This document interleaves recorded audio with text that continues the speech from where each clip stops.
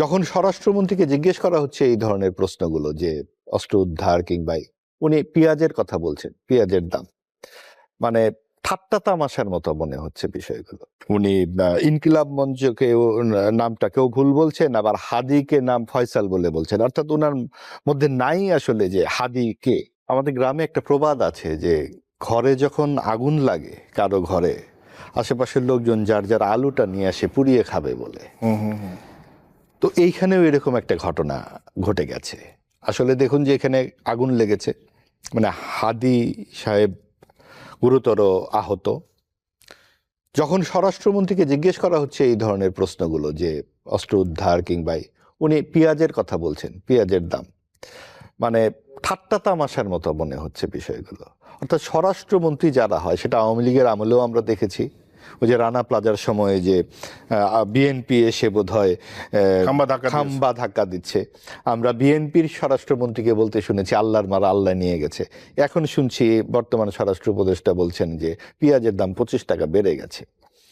এবং আজকে শুনলাম উনি একটা ভিডিওতে যে উনি ইনকিলাব মঞ্চকে নামটা কেউ ভুল বলছেন, আবার হাদিকে নাম ফয়সাল বলে বলছেন, অর্থাৎ ওনার মধ্যে নাই আসলে যে হাদি কে।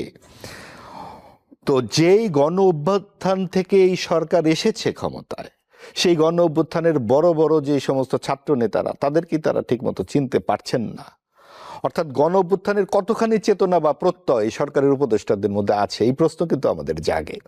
যিনি স্বরাষ্ট্র মন্ত্রণালয়ের দায়িত্বে, তিনি যখন এই হাদির মতো একজন প্রাণবান তরুণের নামটি ঠিকমতো বলতে পারেন না, তখন আমাদের বিস্ময় জাগে। এবং এই বিস্ময় আমরা দেখি যে সরকারের দুর্বলতা, সরকারের অক্ষমতা, সরকারের অযোগ্যতা আমাদেরকে ক্ষুব্ধ করে। নানান রকম প্রশ্ন সামনে আসে যে এই যে আপনি ধরেন রাউজানে যে এরকমভাবে খুন হয়েছে, চিটাগাংয়ের আপনার মনে আছে যে ঘটনাগুলো, একের পর এক খুন, খুলনাতে ঘটনা ঘটেছে, দেশের নানা প্রান্তে যখন খুনগুলো হচ্ছে রাজনৈতিক হত্যাকাণ্ড, সরকার কিন্তু নির্বিকার অথবা নিষ্ক্রিয়। তারই ধারাবাহিকতায় আজকে একদম প্রকাশ্য দিবালোকে বেলা 2টার সময় রিক্সা দিয়ে যাচ্ছে, এখানে এসে একেবারে মগজ বরাবর গুলি ছুড়ে দিয়ে এলো। তো এটা যখন নির্বাচন ঘনিয়ে আসছে, তখন এই ধরনের আক্রমণ এবং তার পরবর্তীতে সরকারের ভাষ্য অবশ্যই আতঙ্কিত হবার মতো, শঙ্কিত হবার মতো, যে আরো কেন ম্যাচিউরড কথাবার্তা হবে না, কেন আরো কেন মানে সক্রিয় হবে না সরকার। এটা হলো 1 নাম্বার।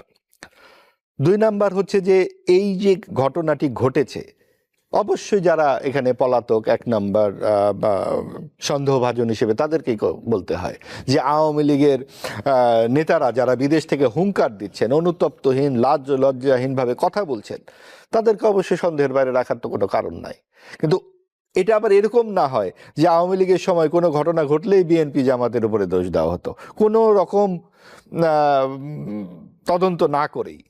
এখনো এরকম যাতে না ঘটে, অর্থাৎ আমরা জানতে চাই এবং এটা আর যেন পুনরাবৃত্তি না ঘটে। আপনার সময় ঘনিয়ে আসছে, দেশ পুরোপুরি নির্বাচনের জন্য প্রস্তুত। এখন সরকারের যেই দুর্বলতাগুলো আছে সেইগুলো যেন আরো বেশি স্পষ্ট না হয়। অনেক ধন্যবাদ।